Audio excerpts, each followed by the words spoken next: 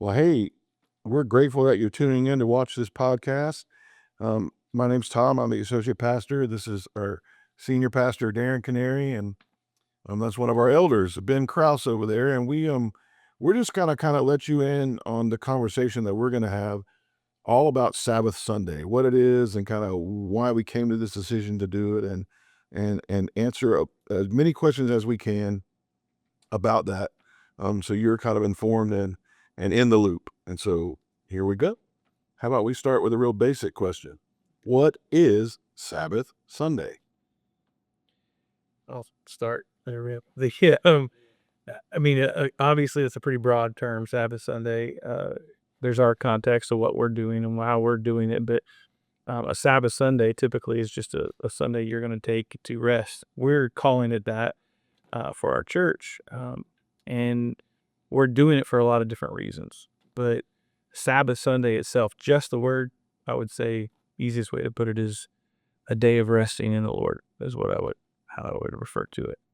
Would you say it differently? Yeah, love that. And we're gonna try it for the first time Yeah. on in December, and it feels like a big need, a big blessing for us as a church, and a great exercise. I feel like for us to be obedient to what Scripture teaches. Yeah, I like that you just said that, Ben, that a great exercise.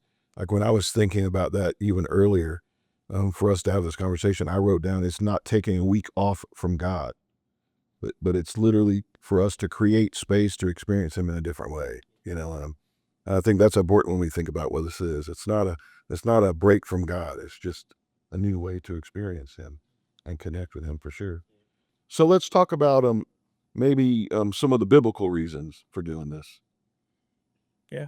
I would say biblically, obviously, the Ten Commandments, the fourth commandment, just keeping the Sabbath day holy. And I think I will just say I don't think we do that well. Probably most people don't do that well. But biblically, we are called to rest. It's been, God set that in motion in Genesis, even when He rested on the seventh day. And I think we all know it was because God was tired, but it was an example that was being set for us. And then again, you get to Exodus, and then we're commanded to keep the Sabbath holy.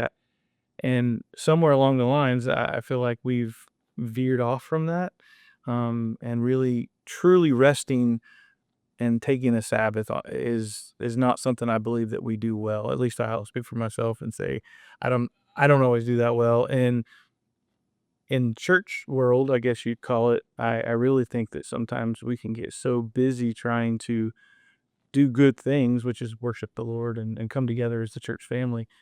But I don't know that for a lot of us, especially those who are involved in the process, I don't know that rest would be a word that any of us would use, because it does take a lot to have church and do church and those types of things. But biblically speaking, um, it is about rest, and I think it's about reflection and remembering and just spending that time and rest with the Lord.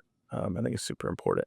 I don't know if you have a different No, point. yeah, I think that's great. The Bible talks about the Sabbath was made for man, not man for the Sabbath, and it's something that we need. But it also, has to be forced, I believe, especially in the culture that we live in. It's a decision that you have to make. It's not going to happen on its own. And uh, as we've talked about it, taking this step, even from the elder room and some of those discussions that we had, we acknowledged the season that we're in as a church, and just how many people are giving their lives away to make what happens here happen, to be a part of what God is doing here. And so we wanted to make sure that in the work that it takes for church to take place, that we are also finding rest in a rhythm that God has ordained. And so, Yeah, that's the part that I feel like is when I mentioned to God, He set it up. So it's like that's a rhythm that He, I believe, wants us to have. But I don't know that I would just say we don't currently have. Um, and I love that you you kind of were going into a practical side of this. I don't know if that's something else you want to Yeah. I address. mean, I think it's something we should talk about for sure.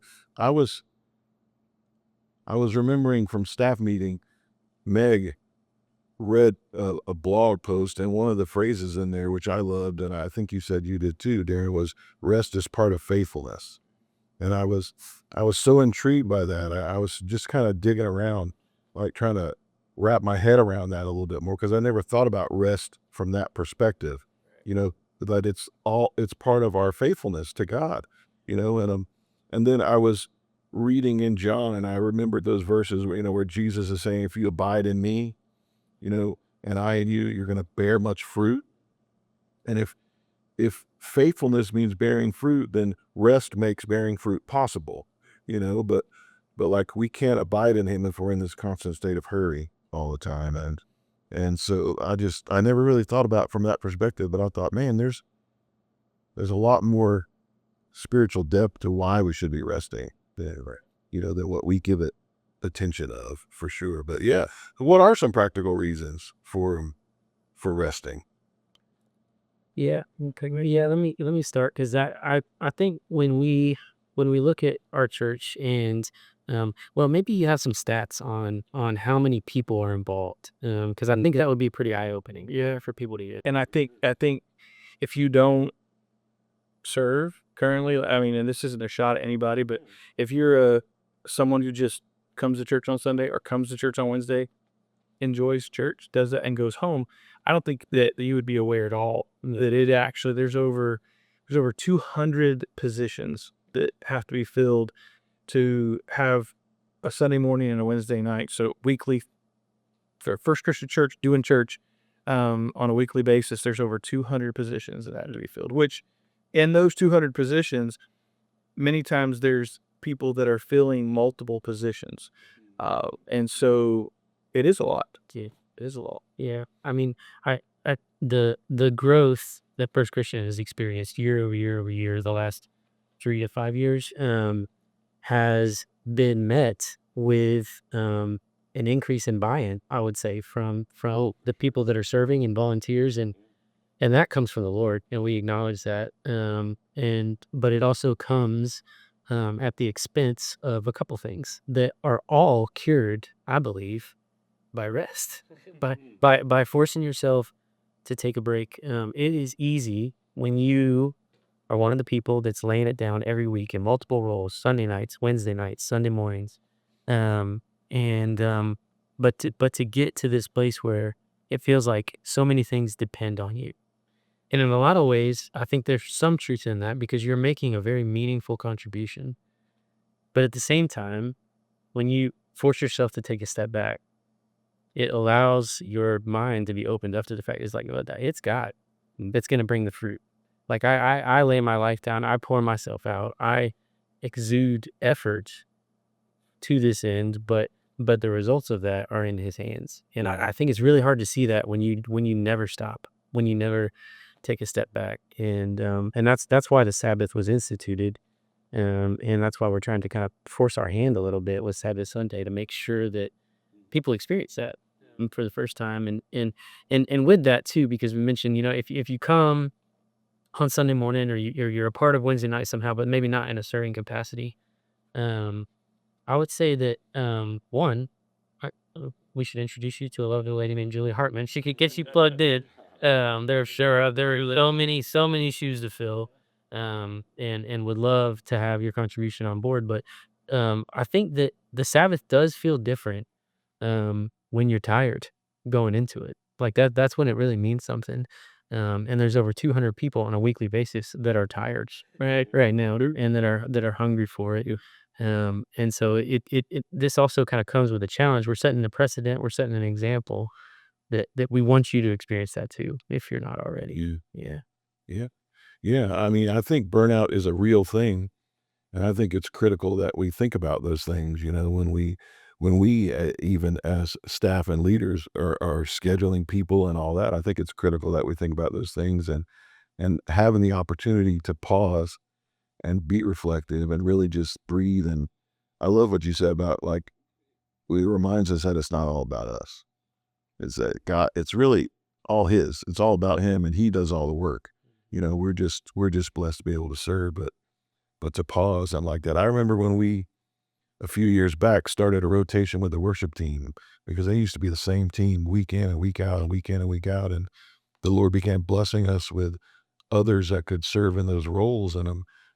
And then I remember saying to them, "Hey, we want to start a rotation because we want you to rest, and we want you to not feel like you have to serve every single week." And I remember it was met with lots of resistance because people love serving, which I love that, you know, and it's great. I love serving, and I think we have an enormous amount of people in our church that serve, and I think that all of them serve with joy and love it. But it was interesting to me how quickly those that are in that ministry began to appreciate getting that little bit of rest. You know, it's like, oh, I get to come and sit and just be part of the church and enjoy worshiping that way instead of having to focus on, I'm here for a purpose to lead, you know, and so I think rest is good in all those ways, and I'm excited about this opportunity. And I would say also, kind of echoing a little bit about what you guys have both said, but the practical side of this of when we're doing something, especially when we're doing something good,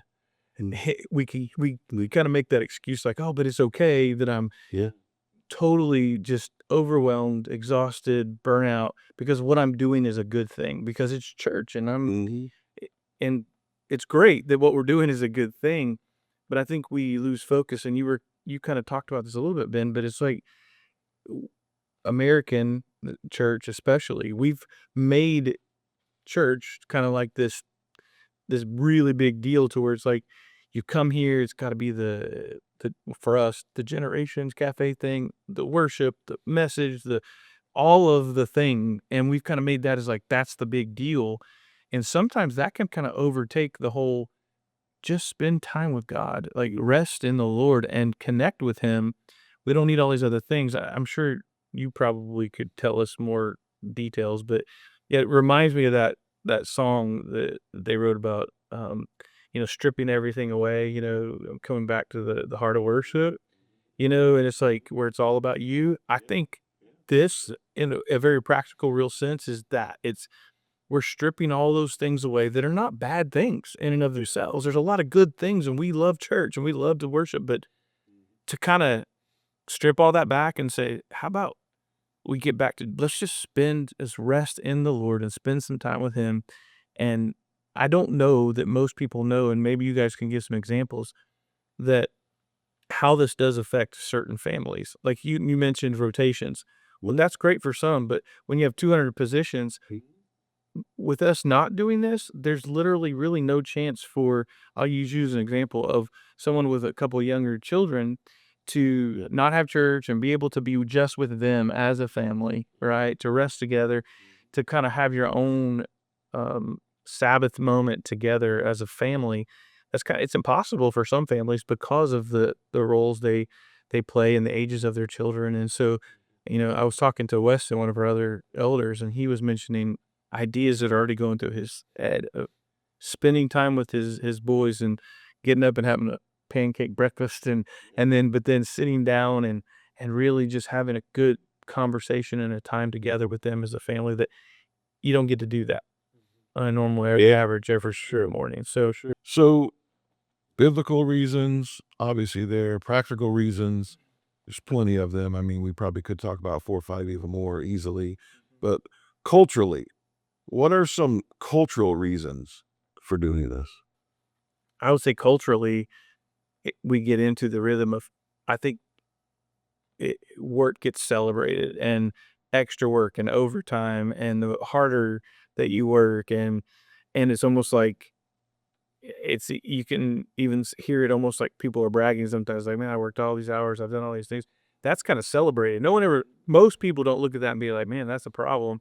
They think of it like, you're a hard worker. Oh my goodness. But when we say, or we try to say something like, I rested, I just rested. I didn't go do more. I literally stopped. And I mean, most people don't even want to say they took a nap or anything like that because it's like the culture says that was laziness. Culture. Yeah, that's laziness. Oh my goodness. How could you, we don't I don't think we value rest. I think we value working, and the more you work, the better it is, and that's culturally what we're pushed toward. And I feel like I'm an old man when I say this, but even in my lifetime, Sundays, everything used to be shut down. All the stores were closed. Everything. And the whole point was rest. Like no one needs to work. No one.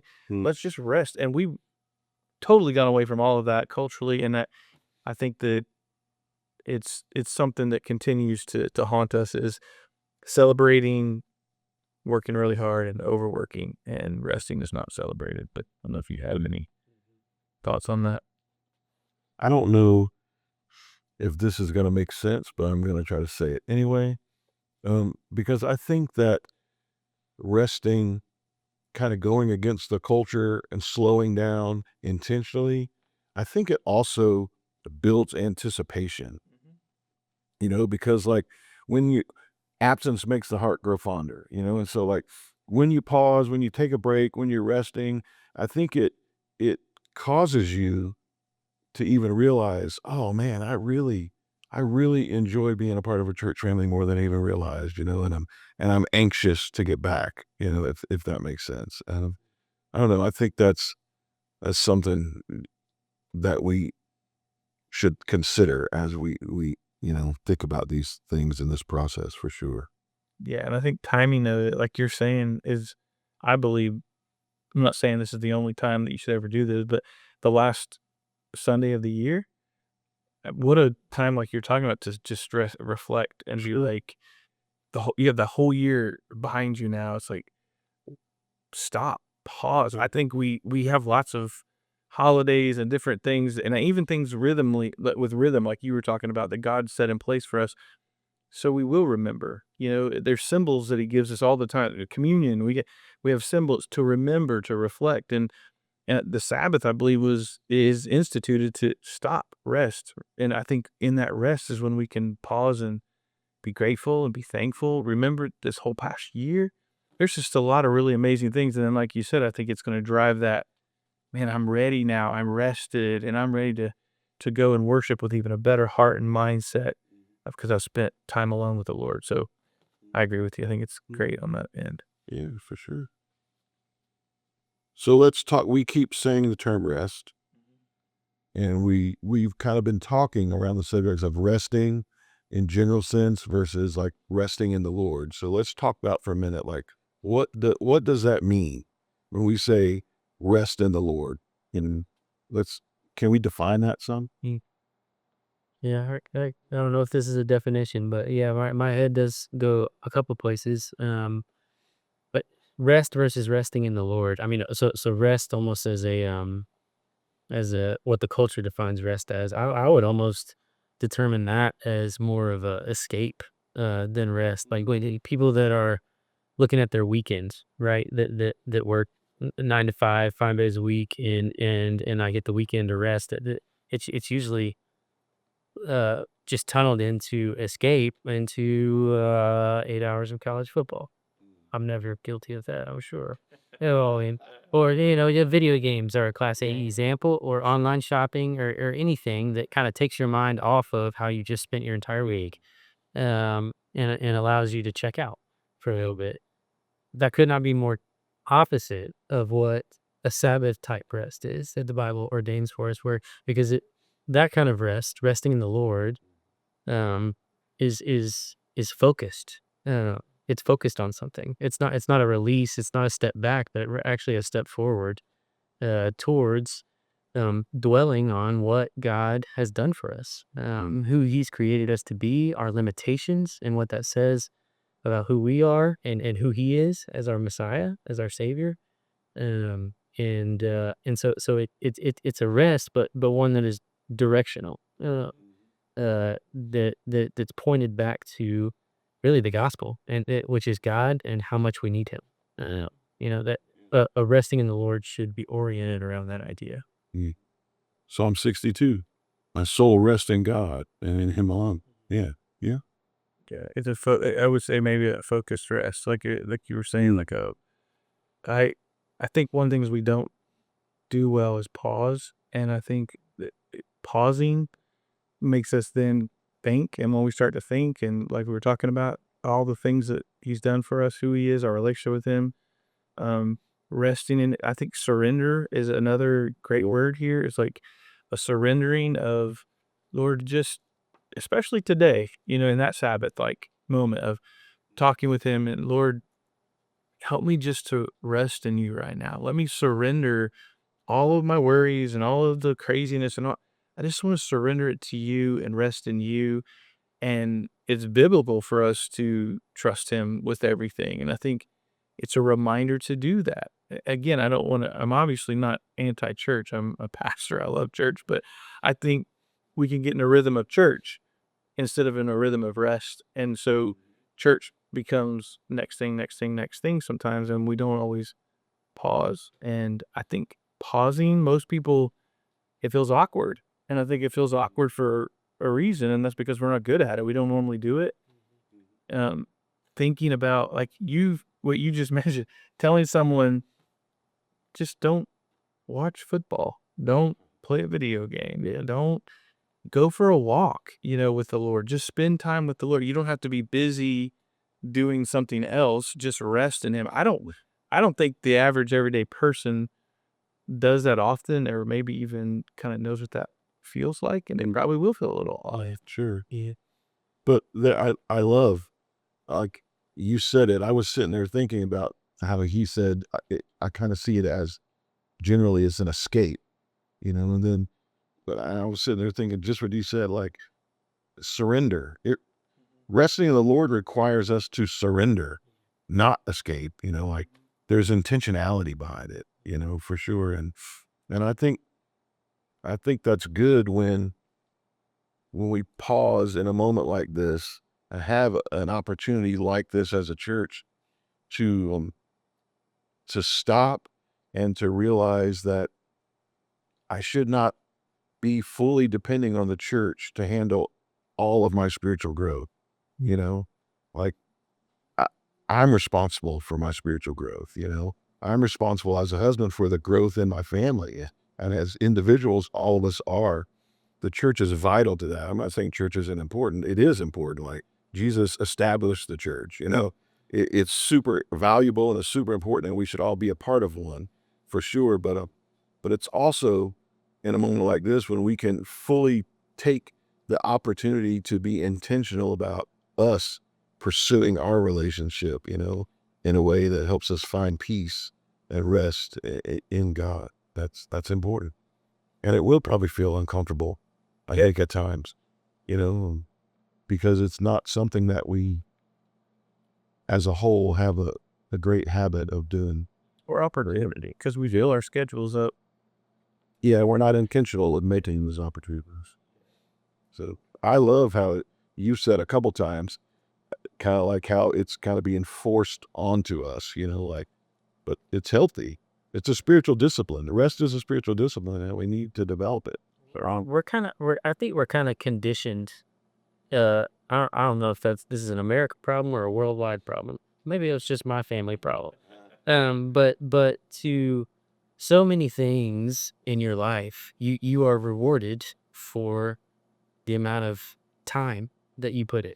I mean, literally, most jobs work by you turning in a timesheet at the end of the week, and that's directly correlated to the money you have available to feed yourself. And so we get in this pattern of, I should always be doing something. I need to do one more thing. I can do one more thing. And we carry that mentality. I'm not condemning being a hard worker. I think that's a biblical concept as well, right? I mean, yeah, lay your life down, but when we go too far, with that mentality that I'm talking about, and we carry that into our serving capacities, it's unhealthy, and it's not representative of the role that we play in God's kingdom. It could come into bear out of here. Yeah, right. We are faithful. We give our time, but we also rest because we're commanded to acknowledge that God is the one who makes things happen. True. Yeah. And how much more powerful of a witness can that be culturally when we go against the grain of the culture, even and things like that, or intentional way? It'll be, Yeah, for sure. This reminds one more thing on this. It reminds me, several years ago. I think it was like 17 years ago now. We did Faith in Action. And we decided, well, no, we're not going to have a normal church service. We're going to go out and do the thing we talk about all this stuff all the time. Let's have a Sunday where we actually go and we do this together. And that was kind of not a cultural, at the time, nobody was really doing that kind of stuff. And some people were like, well, what's going on? I think this is very similar in that maybe we definitely don't talk about it as much, but it's a biblical thing to rest, as we started out talking about. So it's like, now we're just saying, instead of coming to church like we normally do every single Sunday, we're actually going to go do the very thing that we're commanded to do. And we're going to take this moment. This is not like you started off, I think, and said, this isn't take a day off from God. It's like, oh man, you don't have Sunday morning now, so go do whatever you want to do. Watch football all day. It's like, no, we reorganizing our calendars to make it more about God, more about Him and spending time with Him. This isn't making it less about Him. It's making it more of a focus on Him, rest, and making that personal connection with Him. That I think the first time we do this, it's gonna be weird for some people. I really believe that, but the payoff, I think, is going to be tremendous, because it'll be an ongoing thing of Sabbath, because Sabbath is something we probably all need to practice. Well, 100%. But you're right. Like, it is going to feel uncomfortable, and people are going to have the question, and I'm going to let y'all answer the question. That we'll answer together. Like, so how are we going to do this? Like, how's this going to work? Like, like what? Yeah, how are we going to know what to do? I guess is the best way to say it. Well, I won't go into deep details, but I will let you know that we thought through this as a staff. We figured there's such a wide variety of people in our church, right? There are brand new believers, there's unbelievers, they're still trying to figure out the whole Jesus thing. Then there's people that are married and no kids, and there's people with kids, there's people that are retired, people that are single, all those things. And so it's going to look different for all the different family, all the different people. So we're putting together currently just ideas, some different things that we're going to put on as a resource that you'll be able to look to. And this isn't, again, I always feel like I have to say this isn't like making fun of anyone, but some people aren't very creative. Some people are like, I just don't know what to do. I want to do this, but what? So it's going to have ideas on there. It's going to have some thoughts, some scripture. Even I believe you're putting even some suggestions of some worship music and things out there. Give them opportunity to listen to songs that Certain things that may connect them better. And so there will be lots of ideas that we give and resources. I know even Miss Jen is working on kind of a kid resource too, because we recognize that, like we talked about with you guys, trying to do this with children is going to look different than as just adults. So we're going to give plenty of examples, plenty of ideas. But at the end of the day, it's also why we're announcing this early on. Start praying about this and thinking about this and like, what can we do to make that day super special, to really rest in the Lord? And again, I said it in the announcement video that maybe you've seen or you haven't, but this is something I fully admit that as a leadership, we don't even model well. We don't do well. So we're trying to teach by example too. Like, we all need to do this. We need to do this more. So we'll help with ideas, but it will be, I think, a learned thing. Like, we need to do this more often, not just one Sunday a year. Yeah, so for sure. So with all that said, there is still going to be the possibility of, when we're not open, per se, on the 28th of this year in December, for someone to show up potentially at church because they don't know, they haven't heard this blog, they haven't heard the announcement, maybe they're first-time guests. Like, how are we going to deal with that? Because I'm sure somebody's got that in their mind and they're wondering about that too. So how are we going to deal with that? My first thought was, we'll have obviously a sign on the door that says something like, "Your rapture happened. Sorry about your luck." But probably not going to do that. It probably would go over super well. They're gonna like, wait a minute, I'm the only person that showed up at church. Nobody's here. Big trouble. Oh no, obviously we're not doing that. But I do think we'll probably have some signage. We'll have something that just lets them know our church is having a Sabbath Sunday and we are resting in the Lord, and we hope you'll go home and join us with that and meet with us again next week, and we'll have service again. Some way of communicating if someone walks up to the doors, and I think they're going to probably realize when they pull in the parking lot, there's no cars.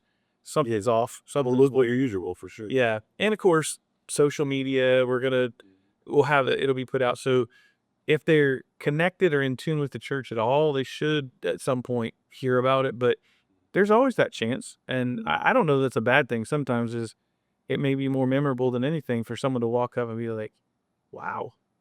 We've had it. We back to Faith in Action. Remember we had that. Yeah, we have it happen on They showed up at church for church and they're like, "What's happening?" And we tell them, and they're kind of like, "Huh, you never heard of that before." But I kind of like. So I think it's going to be a positive thing, honestly, more than anything. For sure, they can always come back the next week for service. Yeah. Yeah. Well, listen, I'm really looking forward to this opportunity. I think it's a growing opportunity for the church for sure, and I'm excited about it. Is there anything? I mean, we're going to wrap this dog and pony show up here, but is there anything that you didn't say that maybe? Oh, I got this thought. I want to share this before we say goodbye. I would say one thing for Ben and myself and the other elders is, if you have questions about this, like a genuine question, come talk to one of us. Ask us, like, hey, so this thought came in my mind about all this, and we'd be glad to explain it. Again, this isn't the staff or anybody trying to get a day off. This is really the words that we kept using, and I used even in my announcement, was that rest, refocus, reconnect, and recalibrate. That's what this is supposed to be all about. And hopefully we're going to do those 4 things. And coming back, I really believe you hit on it earlier. I believe that we're going to come back that following Sunday, and it's going to feel different because we spent time with the Lord in a different way. We rested, and man, I'm really looking forward to it. So we're not, I guess I'd say we're not going to be shocked if there's going to be some people that are kind of like, I'm not so sure about this. We understand that. But we just wanted to make sure we did our best to explain why we're doing it. We really try hard as an eldership, as a staff, to not change things just to change things, but for there to be reason behind it, thought behind it, prayer behind it, biblical reasons behind it. And we believe all those things are true about resting in the Lord. So we are looking forward to it. But don't be shy if you have a question or Hit us up. Let's talk about. we would love to do that for sure. So we do want to just take the final minute here and just say thanks for tuning into this podcast. We really do appreciate it. And if you do have any questions, like Darren said, please make sure to follow up.